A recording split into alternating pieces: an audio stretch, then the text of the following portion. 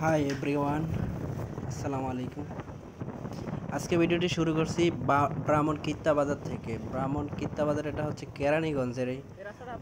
আমার এর আগে একটা ভিডিও ছিল কেরানীগঞ্জের, এটা দ্বিতীয় অংশ। এক ভিডিওতে দিলে অনেক বড় হয়ে যায়। ব্রাহ্মণ কিত্তা বাজারটা নাম আসছে মূলত ব্রাহ্মণদের বসবাস সেখানে ছিল অনেক আগের কালে। তো রাজা জমিদারি বংশ ছিল, বিভিন্ন নামে গোত্রে আলাদা আলাদা করা ছিল। তারপরে আমরা যাচ্ছি, আপনার মূলত যাব আপনার হচ্ছে যে বাবুবাজার ব্রিজ, তার আগে হচ্ছে যে আপনার কদমতলি, এর আগে যে আপনার হচ্ছে জিঞ্জিরা আছে, তবে জিঞ্জিরা আজকে যাব না। কদমতলি, বাবুবাজার ব্রিজ, গুলিস্তান, একদম টিএসসি পর্যন্ত। বাংলাদেশের আপনার পথঘাট, দোকান, আশপাশের পরিবেশ দেখলে অতটা পার্থক্য খুঁজে পাওয়া যায় না। মূলত আপনার স্থানের নাম বা বিভাগ, জেলা আলাদা হতে পারে, কিন্তু ওই আশপাশের দোকানগুলো সব সেমই মনে হয়।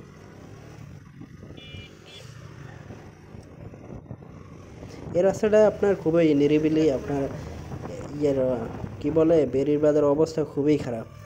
আপনার যারা বেরির বাঁধ রাস্তা ব্যবহার করতেই হয়, তারা এই রাস্তাটা ব্যবহার করতে পারেন। এই রাস্তাটা মোটামুটি নিরাপদ আছে।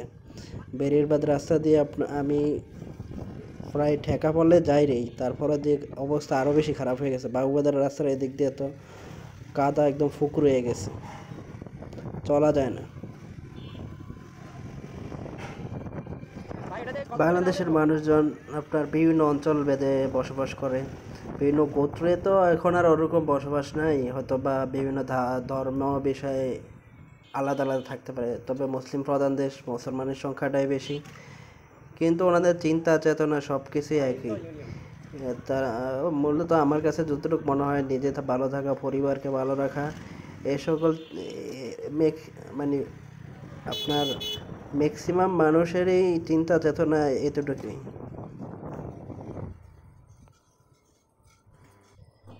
ব্রাহ্মণ মূলত ছিল সেসব লোকে, হিন্দু ধর্মের লোকদের মধ্যে ব্রাহ্মণ একটা মানে গোষ্ঠী ছিল। তারা হচ্ছে হিন্দু বর্ণের চতুর্থ বর্ণের প্রথম বর্ণ। তো হচ্ছে তাদের মূলত পেশা ছিল শিক্ষা, তারপর হচ্ছে যে বিভিন্ন ধার্মিক শিক্ষা বা পাঠ পুস্তক, মানে জ্ঞানের চর্চার দিকটা হচ্ছে ব্রাহ্মণ গোষ্ঠীর জন্য ছিল। এরকম একটা বিষয় যতটুকু জানা যায় ইতিহাস থেকে। কেরানীগঞ্জের এই রাস্তাটা দিয়ে আসলে আপনারা যা প্রথমে দেখতে পাবেন হচ্ছে যে তার মধ্যে রাস্তার দুধারে যেমন মানে যথেষ্ট পরিমাণ মসজিদ আছে, তারপরে মন্দিরও আছে।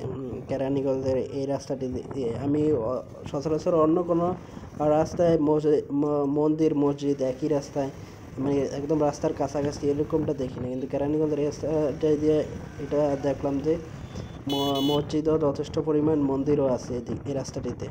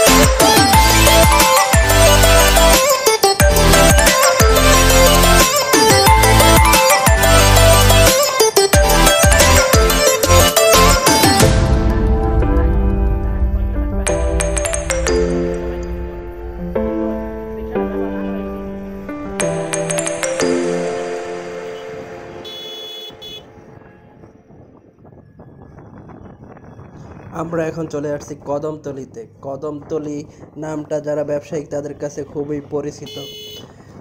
ঢাকার বাইরে থেকে যত সবজি ফল মানে ঢাকার নিত্য প্রয়োজনীয় যে সকল জিনিসগুলা এই কদমতলির সাথে পরিচিত খুব। কদমতলি নামটা আসছে মূলত কদম গাছের অংশ বিশেষ, হয়তো একটা সময় এখানে কদম গাছ অনেক বেশি ছিল বা এরকম কিছু, আর ইতিহাস সঠিক জানা যায় না, কিন্তু কদম গাছ থেকে আসছে এটা শিওর। তারপরে আমরা উঠে যাব আপনার কদমতলি ব্রিজে।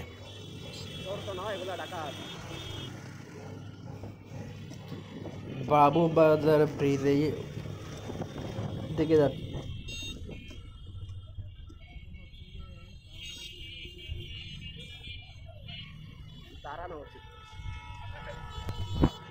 এই জায়গাটাতে জ্যাম পড়ে থাকে, আর এমনিতে সামনেতে পুরো রাস্তা দেখবেন ফাঁকা। বাবুবাজার ব্রিজটা একটা গুরুত্বপূর্ণ ব্রিজ, কারণ হচ্ছে যে এটা অনেক বেশি ব্যবহৃত হয় মানুষজনের জন্য। বাবুবাজার ব্রিজটা নিয়ে ইতিহাস নিয়ে যদি কথা বলি, নির্মাণ কাজ শুরু হয় 1997 সালে, আর বাবুবাজার ব্রিজের উদ্বোধন হয় 1999 সালের দিকে। তো হচ্ছে এটা হচ্ছে 725 মিটার মতো লম্বা, 725 মিটার, আর দৈর্ঘ্যে প্রস্থ মোটামুটি ভালো আছে। এটা বুড়িগঙ্গা নদীর দ্বিতীয় ব্রিজ, এবং এই রাস্তা দিয়ে আপনার কেরানীগঞ্জের সাথে ঢাকার মূলত যোগাযোগের মূল সড়ক এটাই। আর এখানটাতে আপনার লোকাল মানুষজন আপনার অনেক বেশি ব্রিজটা দিয়ে আপনার হাঁটা চলাই করে অনেক মানুষজন। আর অন্যান্য ব্রিজের উপরে অটো রিক্সা এগুলো দেখবেন না, কিন্তু এই ব্রিজের উপরে তো সবই চলে। এটা দিয়ে আপনার ওই বরিশাল খুলনা ওই সব রাস্তায় যাওয়া যায়।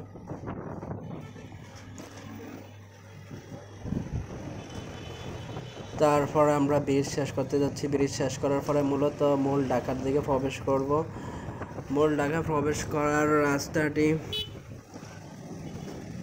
পিক আপটার পিছনে লেখা আছে 10 হাত দূরে থাকুন। আসলে 10 হাত দূরে থাইকাই গাড়ি চালানো দরকার, কারণ একটা গাড়ি যখন ব্রেক করে, সামনে ওই গাড়ির কী আছে আমি পিছনে থাকলে তো দেখতে পাবো না। তো উনি যদি ব্রেক করে, আমি কাছাকাছি থাকলে কন্ট্রোল করতে পারবো না। তাই 10 হাত দূরে থাকলে মোটামুটি একটা সেফ জোনে আছেন।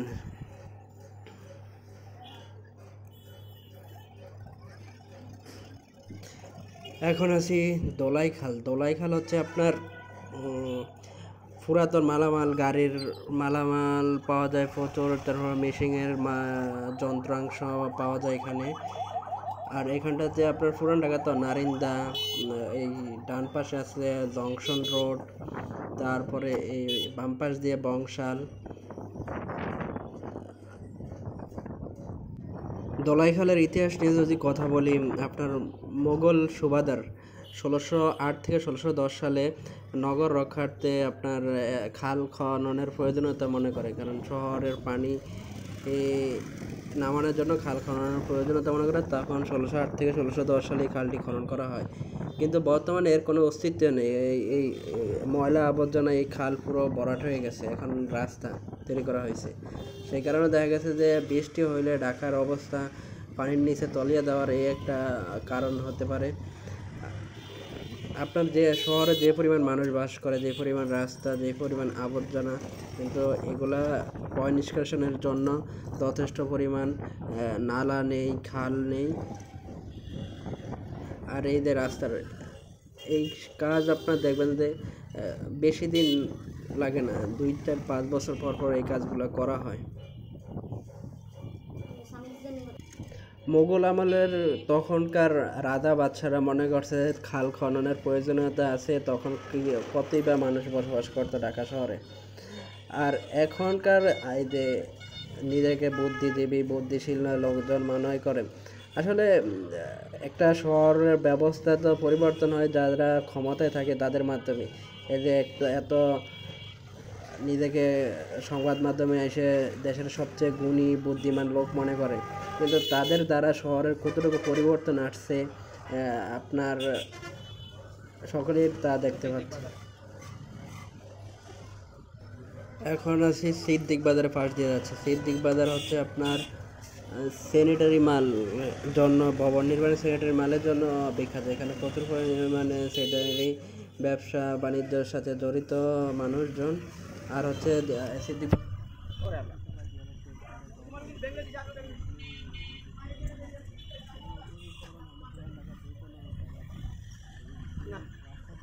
লাভ নাই।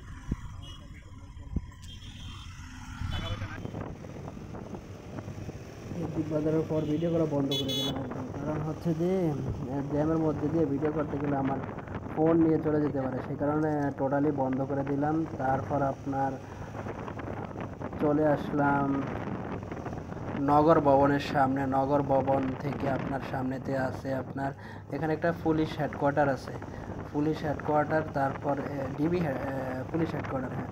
তারপরে এই বাম পাশে হচ্ছে বঙ্গ মার্কেট। বঙ্গ মার্কেটও তো আগুন লাগছিল, তো পুরা ছাই হয়ে গেছে। এখন নতুন করে ভবন করতেছে, 10তলা না 11তলা করা হবে। যারা আগে ব্যবসা বাণিজ্য করতো তাদের অবস্থা এখন আর এখানে আর ব্যবসা বাণিজ্য নাই, হয়তো পাশে ফুটপাতে করে, আবার অনেকে আশায় আছে নতুন করে উঠলে আবার ব্যবসা বাণিজ্য তারা করতে পারবে। তারপর এই রাস্তাটি খুব ভালো, কিন্তু মাঝে মাঝে জ্যাম পড়ে। আজকে তো জ্যাম পড়তে দেখতেছি না। রাস্তাটি হচ্ছে আপনার হাইকোর্টের সামনে দেওয়া। হাইকোর্ট এই সামনেতেই, মেট্রো রেলের সামনে দিয়েই ওই গেটটা দেখা যাচ্ছে, এটাই হচ্ছে হাইকোর্ট। আর এই বাম পাশ দিয়ে হচ্ছে আপনার ঢাকা বিশ্ববিদ্যালয়।